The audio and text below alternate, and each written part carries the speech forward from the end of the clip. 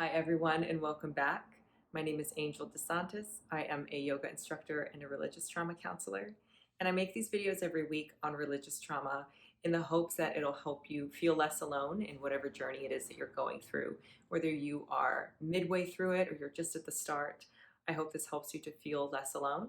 And in today's video, I wanted to talk about moving through emotion, because if you grew up in a religiously abusive environment, then it will have been very oppressive. And that's kind of the common theme when you meet someone who has been raised in a really, really religious upbringing. A lot of times they seem younger than they actually are. So you'll meet a 25-year-old, but they seem slightly underdeveloped, like their brain is still 16. Or you meet a 16-year-old and it kind of feels like they're 12. And that's because of the suppression part, because you're not allowed to express who you really are. So who you really are grows very, very slowly, because the religious part of it is to stamp it out. It's the attempt to stamp out who you are as a person. So you just develop a lot slower, and that might be something that you're like, oh yeah, that's true. Talk about how to expand, especially when it comes to your emotions. And this started because I was doing work with my therapist, and he asked me to write down a list of things that I've lost and things that I can grieve for. And this was an exercise that I had tried before. And it was funny, and I told him this. I was like, oh, I actually tried that. I tried to make a list of things that I've lost, because I do feel like I have lost a lot. And as I was writing out my list of, things that I need to grieve, things that I've lost, and I was also putting a date and an age when I lost it, or approximate time that I lost it. And as I was doing that, my brain swooped in, my religious conditioning swooped in, and it was like, stop being so negative, be positive. And it tried to pull me to a list of pros, of the pros of growing up in a cult. And as I was trying to write it down, I was like, there are no pros.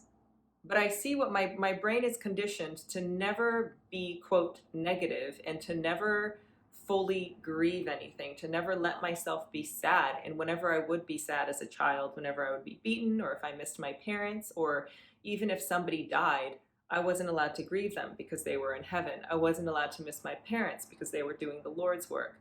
I wasn't allowed to cry when I was beaten because I deserved the beating.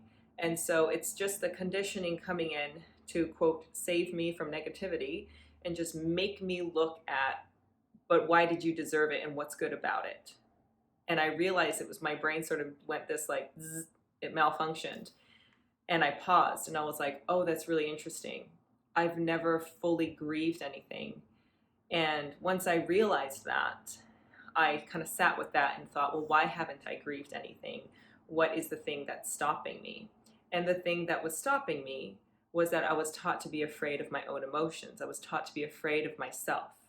So if I was feeling sad and I expressed that, I would be punished. Or if I was feeling jealous or envious or too happy or anything like that, if I felt an emotion too much, then I would have a negative consequence, which was usually a beating. So what I did to my brain was just, I taught myself how not to feel things fully. And then what ended up happening is I was just confused a lot, because I would never be able to fully process an emotion or fully process a situation, or even be fully present when I was in any moment. So, and you might find this familiar, sometimes when people would, I think I've had 2 surprise parties in my life. And both times I wasn't like, oh my God, surprise, wow. I was really suspicious. I was like, why are you guys here? What are you doing here? This is weird. Is this for me? And it was like, once I checked the situation, checked, then I was like, okay, great. Well, this is nice. And it's because I was trying to look for which emotions am I allowed to have so that I don't get punished. Instead of just being like, wow, you guys did this. This is amazing. Thank you so much. That would have been me fully feeling what I felt in the moment.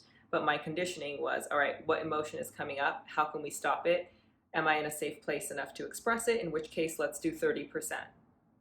And that was just the conditioning that I had. So as I was thinking about how can I be more fully present in my life and just be more of a human being, I really sat with that and thought, wow, I've never really allowed myself to fully process the emotions that I should have been allowed to have. As a child, you should be allowed to throw, quote, a fit. You should be allowed to be really happy. You should be allowed to be hungry or ask for things and have part of your personality, like all the parts of your personality develop and be offered a safe space. But when you grow up in a religious environment, there are a lot of different ways that you are not allowed to express yourself. You're not allowed to be angry. Sometimes you're not allowed to be sad. Being happy is foolishness. And there are just so many different conditions that make for the suppression of a human being instead of for the expression of a human being. And as I was doing this work, I thought about what stifling an emotion causes you to do. And it just causes you to not be able to grow. And again, to not be able to feel whatever it is that's coming up. If you constantly suppress something or you constantly put the lid on something, it doesn't mean that it's not there. It means that it's slowly building and it's stuck. And so what I've been trying to do is allow myself to like be fully sad, fully grieve something, or be fully happy. Just enjoy what's happening without waiting for the other shoe to drop. And just feel whatever it is that I'm feeling in the moment. And on top of that layer, understand that I don't need to be afraid of my emotions. Because I was taught if you believe your emotions, you're probably going to kill yourself. If you believe your emotion, you're going to turn into a druggie. If you believe your emotions, you're going to turn into a drama queen. And all of those things are not true, but all of those things I was taught because it was part of their control mechanism. If they can teach you to be afraid of yourself, then you will remain confused. And if you remain confused, you will always need guidance.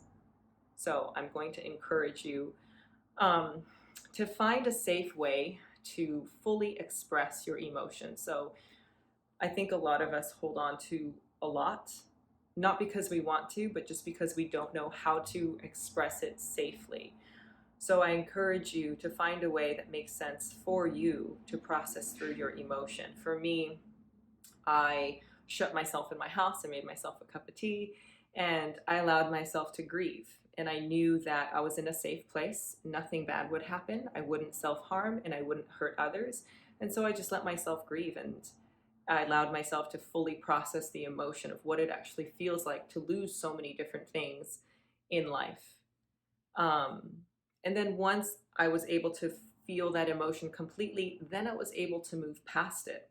And I think that's something really important, that if you never allow yourself to feel something completely, then you never fully process it. And again, it gets stuck.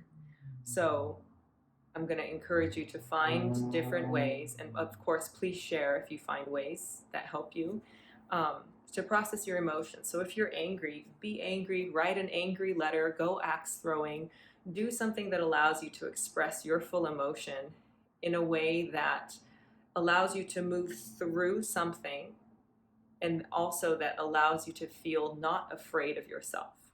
Because if you're afraid of yourself, then you won't explore the emotion because you're afraid of yourself. But I think understanding that you were taught to be afraid of yourself and that you don't need to be will then allow you to take the next step of fully processing the emotion and thinking, what do I feel like? What do I need to grieve? What do I need to get angry about? What do I need to let go of? What can I hold on to? Can I be fully happy in this moment? So I think that the more you can find a way to fully experience your emotions, the healthier you will get mentally. So that is my little spiel, is just give yourself permission to feel. If this is helpful or something else has helped you, drop it below, because other people will see it and it might help them to find a way to grieve or to express your full emotion and to not be afraid of yourself. You are allowed to have your emotions and you are allowed to feel and express them. So that is my video today. I hope that it's helpful. And as usual, thank you for being here, and I will see you next time.